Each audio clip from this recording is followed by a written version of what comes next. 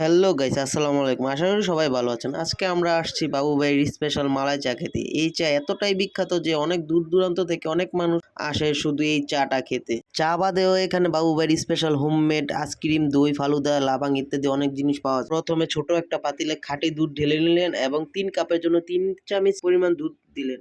জাল দিতে দিতে দুধটা এতটাই ঘন ছিল যে দেখেই খেতে ইচ্ছে করছিল। দুধের ভিতরে স্পেশাল লেমন গ্রাস মেবি দেখতে পেলাম। এরপর নরমাল চায়ের লিগার দিয়ে দিল পরিমাণ মতো।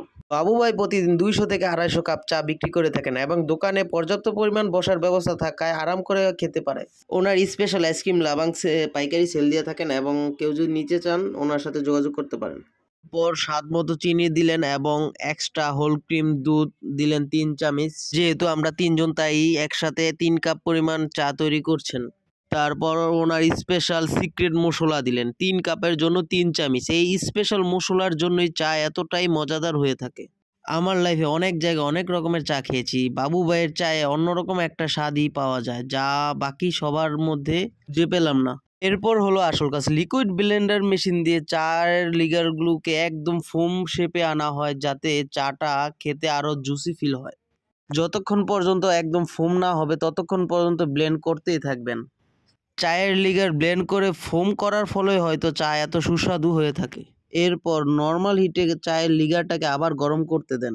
বাবু ভাই অনেক ক্রিয়েটিভ লোক। ওনার দোকানে আসলে বোঝা যায়। ওনার চায়ের টেবিলটা অন্যরকম, যা বাকিদের সবার দোকানের চেয়ে ভিন্ন। বাবু ভাই অনেক হাইজেন মেনটেন করে থাকেন। চায়ের কাপগুলো স্পেশাল মেশিন দিয়ে পরিষ্কার করে ফুটন্ত পানিতে 2 মিনিট ভিজিয়ে রাখেন।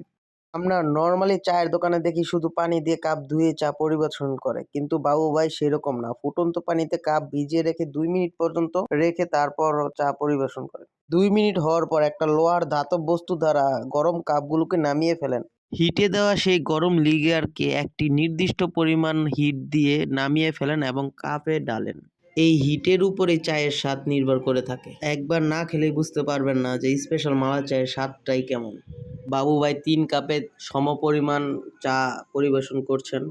আমরা 3 জনের মধ্যে শিমুল ভাই, ওনার আবার দুধের স্বর যাকে আমরা মালাই বলে থাকি, সেটা আবার উনি খেতে পারে না। তাই বাবু ভাইকে বললাম ওনারটার মধ্যে মালাই না দিতে। এরপর লাস্ট উপকরণ হিসেবে দিচ্ছেন চকলেট গুঁড়ো, যা চাকে অন্যরকম ফ্লেভার নিয়ে এসেছে। বাবু ভাইয়ের দোকানের লোকেশন ওনার মুখ থেকেই শুনুন। মুরাপাড়া, রূপগঞ্জ, নারায়ণগঞ্জ। দোকান কয়টা থেকে আমার এখানে খোলা থাকে? সকাল 6টা থেকে রাত্র 11টা পর্যন্ত দোকান খোলা থাকে, এর মধ্যে কোনো বন্ধ নেই। ঐতিহ্যবাহী চা, এই চার অনেক সুনাম আছে, এটা আমরা আগে থেকেই জানতাম, কিন্তু কখনো খাই নাই। আজকেই প্রথম খায়া এরকম মনে হইলো যে আসলেই যেরকম শুনছি তার চেয়ে অনেক গুণ এটার পারফরমেন্স। আশা করি অনেকে টেস্ট করার জন্য এখানে আসবেন এবং একবারের জন্য হইলো এটা টেস্ট করে যাবেন। এটা হচ্ছে আমাদের এই বাবু ভাইয়ের স্পেশাল চা, মালাই চা। মালাই চা। বাবু ভাইকে বলো আমার পেজ থেকে আসলে কি কেউ খেতে ডিসকাউন্ট আসে, দিবেন। তার জন্য 10 টাকা ছাড়। ধন্যবাদ বাবু ভাই।